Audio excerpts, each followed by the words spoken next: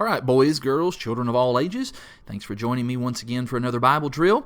In this Bible drill, I want to talk about a character that we read about in the book of Acts, a guy by the name of Cornelius, and what happened to him when he was converted and became a Christian. And so let's just start by talking about what we know about Cornelius. In Acts chapter 10, we're introduced to this man, and we're told that he has a certain kind of job. That picture maybe gives us a little bit of a hint. Do you remember what was Cornelius's occupation? What did he do for a living?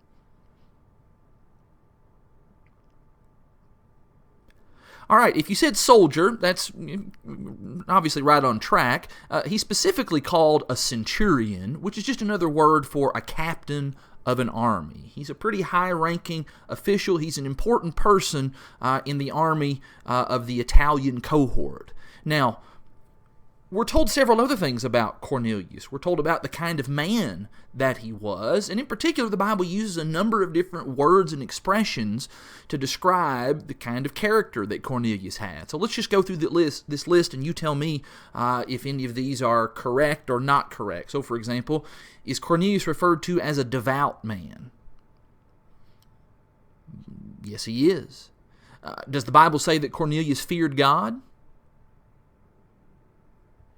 Yes, he did. Was he a generous man? Did he give to others? Actually, the Bible says he was very generous. Was he unfriendly? The Bible doesn't say that about Cornelius. What about his prayer life? Did he pray often or hardly at all? No, he actually did pray often. The point is, Cornelius is a really good man, but he's not a Christian. He's got a lot of good qualities, but he's not yet a Christian. And so, what's the Lord going to do for him? Well, one of the first things that the Lord does for him is the Lord sends him a vision. Who ends up appearing to Cornelius in a vision during the middle of the day? Who was that? That's right, an angel of God appeared to Cornelius and spoke some words to him and gave him some instructions about what he needed to do. The angel told him that he needed to send from Caesarea, where he was, to Joppa to summon an apostle to come back to him. Which apostle was he told to call for and to have come back to him? That's right, he was told to summon for the apostle Peter, because Peter was going to be able to help him out. Now, Peter, while he was in Joppa, waiting for the next thing that was going to happen in his life, Peter ends up having kind of a vision himself, a trance, the Bible calls it. What did Peter see in his trance? It was very, very strange and very, very unique. What did he see in his trance?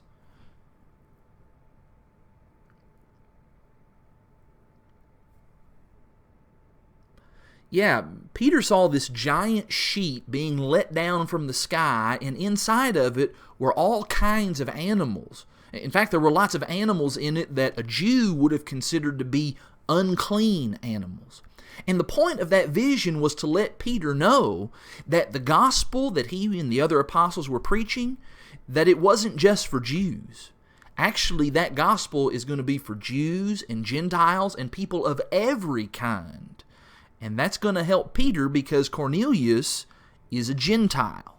And so, Cornelius' men come and find Peter in Joppa, and they ask him to do what?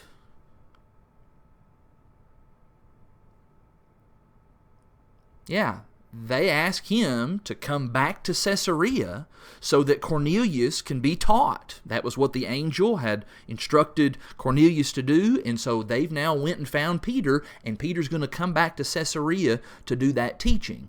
Now, when Peter arrives in Caesarea, what's the first thing that Cornelius does? Cornelius sees Peter. Here's this man that the angel had told him to summon for, and what does Cornelius end up doing?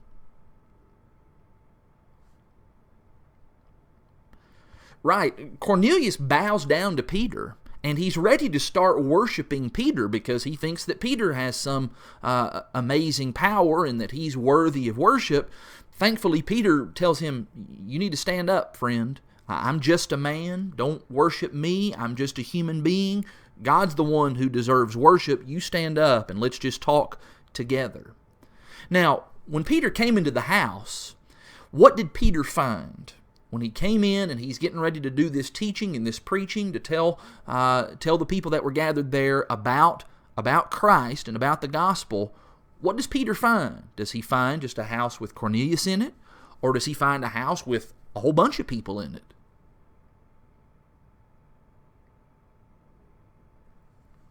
Yeah, it's that picture on the right. He finds a house with a whole bunch of people. It's not just Cornelius, and it's not even just Cornelius and his family, but Cornelius had invited a whole bunch of people, all kinds of friends and neighbors to come and to hear this good message, this good news that Peter was going to preach to them. Now, what was the content of Peter's sermon? What exactly did Peter preach about? I guess there's lots of topics that a preacher could preach on, but what did Peter choose to preach about?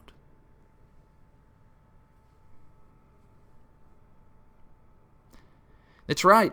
He just preached Jesus. He preached about the life and the death and the resurrection of Jesus, those important fundamental things, so that Cornelius could know the things that he needed to know and believe them so that he could become a Christian. And so, after doing that preaching, and after Cornelius and his family clearly believing what they had been taught, what did Peter tell Cornelius and his household that they needed to do?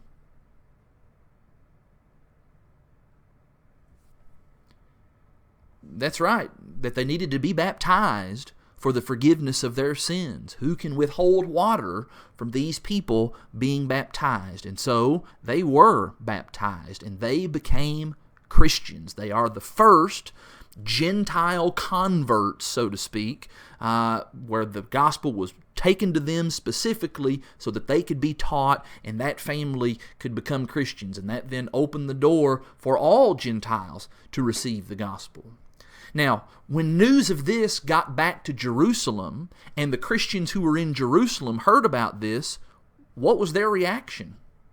When they heard about a Gentile family being converted to Christ, how did they react to that?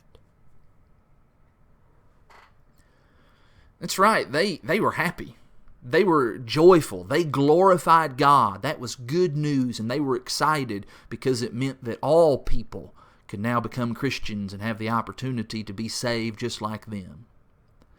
Now, my favorite verse in Acts chapter 10 is what Cornelius says to Peter whenever he arrives there, and it's in Acts 10 verse 33. Cornelius says, "Now we are all here in the presence of God to listen to everything the Lord has commanded you to tell us." That's a great attitude toward preaching and teaching. See if you can help fill in some of these blanks. Now we are all here in the presence of God to listen to everything that the Lord has commanded you to tell us. See if you can memorize any of it without any help.